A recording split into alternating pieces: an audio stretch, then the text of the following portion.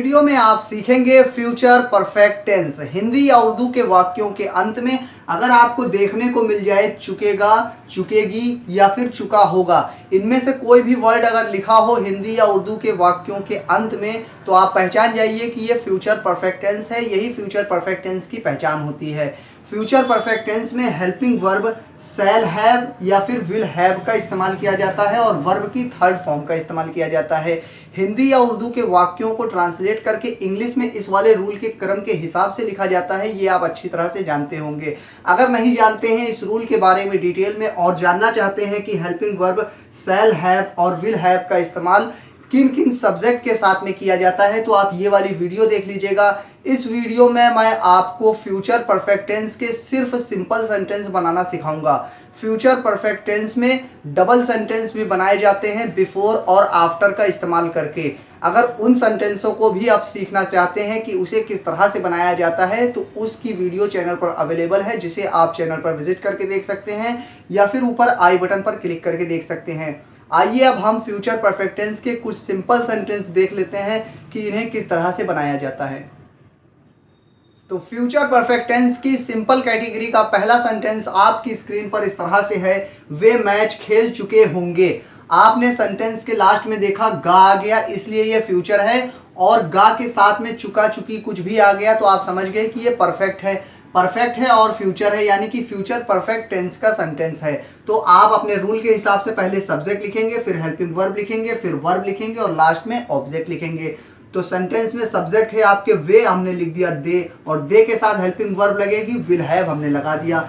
फिर वर्ब की third form लिखनी है रूल के हिसाब से। वर्ब है खेलना, खेलने को कहते हैं प्ले, और इसकी थर्ड फॉर्म हम लिखेंगे फ्यूचर परफेक्ट टेंस में, तो दे विल हैव प्लेड। और लास्ट में जो भी बच जाए सेंटेंस में उसे ऑब्जेक्ट कहा जाता है, उसे आप आराम से लिख दीजिए। तो मैच वर्ड बचा है क्रिकेट, यानी कि मैच या क्रिकेट जो भी हो आप लिख सकते हैं यहाँ पर, they will have played match. इस तरह से ये सेंटेंस आपका कंप्लीट हो गया। अगला सेंटेंस है बच्चे ने दूध पिया होगा। अब यहाँ पे चुका चुकी नहीं आया, मगर फिर भी ये फ्यूचर परफेक्ट टेंस का सेंटेंस है। फ्यूचर परफेक्ट टेंस के सेंटेंस को पढ़ने से अगर आपको कुछ भी ऐसा पता चले कि वो काम पूरी तरह से कंप्लीट हो चुका है, तो आप समझ जाइए कि ये फ्यूचर परफेक्ट टेंस का सेंटेंस है। यहाँ पर लिखा हुआ है बच्चे ने दूध पिया होगा।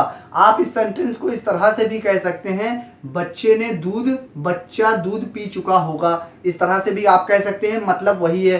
तो यहाँ पे पिया होगा, लिया होगा, दिया होगा, यानी कि या शब्द आ जाए लास्ट में और होगा, तो भी ये फ्यूचर परफेक्ट टेंस का ही सेंटेंस होता है। सिंपल भाषा में आप समझ लीजिए कि पूरी तरह से काम कंप्लीट हो गया हो जिस सेंटेंस में, वो आप समझ लीजिए कि ये परफेक्ट की कैटेगरी में आता है। तो बच्चे ने दूध पिया होगा, तो सबसे पहले बच्चा जो है ये हो गया सब्जेक्ट, द चाइल्ड हमने लिख दिया, इसके साथ हेल्पिंग वर्ब विल हैव लगेगी, और उसके बाद वर्ब की थर्ड फॉर्म, वर्ब क्या है पीना, पीने को ड्रिंक, और इसकी third form drunk, the child will have drunk. अब क्या बच्चे ने पिया, दूध पिया, तो दूध यही ऑब्जेक्ट हो गया। लास्ट में मिल्क हमने लिख दिया, the child will have drunk milk. इस तरह से अफर्मेटिव टाइप के सेंटेंस भी कंप्लीट हो गए। आइए अब हम इस वीडियो में आगे बढ़ते हैं। फ्यूचर परफेक्ट टेंस के निगेटिव सेंटेंसेस अब आपकी स्क्रीन पर आ गए हैं। निगेटिव का मतलब होता है नकारात्मक, यानी कि हिंदी या उर्दू के वाक्यों के बीच में नहीं शब्द अगर आपको देखने को मिल जाए, तो आप पहचान जाइए कि ये निगेटिव टाइप के सेंटेंस हैं। जैसे नहीं यहाँ पर लिखा हुआ है, ये नहीं लिखा हुआ है, इसे निगेटिव सेंटेंस कहा जाता है। निगेटिव सेंटेंस बनाने के लिए हेल्पिंग वर्ब आपकी 2 वर्ड, 3 वर्ड, 4 वर्ड, जितने भी वर्ड से मिलकर बनी हो उससे हमें मतलब नहीं है। हमें सिर्फ हेल्पिंग वर्ब के पहले वर्ड के तुरंत बाद में नहीं की इंग्लिश नॉट लिख दी जाती है। बाकी हेल्पिंग वर्ब जितनी बची है वो लिखिए। बाकी सेंटेंस जैसे आपने अफर्मेटिव में बनाया था उसी तरह से बनाया जाता है और इसमें कुछ चेंज नहीं करना होता है। तो पहले सेंटेंस था वे मैच खेल चुके होंगे, और अब आपके सामने सेंटेंस है वे मैच नहीं खेल चुके होंगे। नहीं शब्द आ गया, इसलिए हमने विल के बाद नॉट लगा दिया। बाकी सेंटेंस जैसे पहले था वैसे ही रहेगा, they will not have played match. इस तरह से सेंटेंस कंप्लीट हो गया। अगला सेंटेंस है बच्चे ने दूध नहीं पिया होगा, तो यहाँ पर भी हेल्पिंग वर्ब के पहले शब्द के बाद में नहीं की इंग्लिश नॉट लिख देंगे। बाकी सेंटेंस जैसे आपने अफर्मेटिव में बनाया था वैसे ही रहेगा, the child will not have drunk milk. इस तरह से ये भी सेंटेंस कंप्लीट हो गया। हिंदी या उर्दू के सेंटेंस के बीच में क्या, क्यों, कब, कहाँ, कैसे में से कोई भी एक क्वेश्चन वर्ड अगर आपको देखने को मिल जाए तो आप पहचान जाइए कि ये इंट्रोगेटिव टाइप का सेंटेंस है। इंट्रोगेटिव टाइप के सेंटेंस को बनाने के लिए हेल्पिंग वर्ब को सब्जेक्ट से पहले लिख दिया जाता है, लेकिन हेल्पिंग वर्ब 2 वर्ड, 3 वर्ड या फिर 4 वर्ड से हो सकता है मिलकर बनी हो, हमें उससे मतलब नहीं है। हेल्पिंग वर्ब का सिर्फ जो पहला वर्ड होता है उसको सब्जेक्ट से पहले लिखा जाता है और जो भी क्वेश्चन वर्ड सेंटेंस के बीच में आया हो उसकी इंग्लिश उस हेल्पिंग वर्ब से भी पहले लिख दी जाती है। बस इतना सा चेंज करना होता है। बाकी सेंटेंस जैसे आपने अफर्मेटिव और निगेटिव में बनाया था उसी तरह से बनाया जाता है। एग्जाम्पल आप पहले नीचे वाला देख लीजिए, बच्चे ने दूध कब पिया होगा। यहाँ कब वर्ड आ गया, यानी कि कुछ पूछा जा रहा है, कोई कुछ क्वेश्चन पूछने के लिए कब वर्ड का इस्तेमाल किया जा रहा है, तो यही क्वेश्चन वर्ड है और लास्ट में क्वेश्चन मार्क भी लगा रहता है इंट्रोगेटिव सेंटेंस में। तो आप इसे बनाने के लिए सबसे पहले रूल के हिसाब से सब्जेक्ट लिखते हैं, लेकिन सब्जेक्ट के बाद में हेल्पिंग वर्ब लिखी जाती है, लेकिन हेल्पिंग वर्ब का जो पहला वर्ड विल था उसे हमने सब्जेक्ट से पहले लिख दिया। बस इतना चेंज करना होता है और जो भी क्वेश्चन वर्ड आया है उसकी इंग्लिश उस हेल्पिंग वर्ब से भी पहले लिख दीजिए। व्हेन, कब की इंग्लिश व्हेन लिख दिया, उसके बाद वर्ब, हेल्पिंग वर्ब का पहला वर्ड, फिर सब्जेक्ट, फिर लास्ट में बची हुई जितनी भी हेल्पिंग वर्ब है वो लिखेंगे और बाद में आपको जैसे आपने अफर्मेटिव निगेटिव में बनाया था उसी तरह से सेंटेंस बनाएंगे।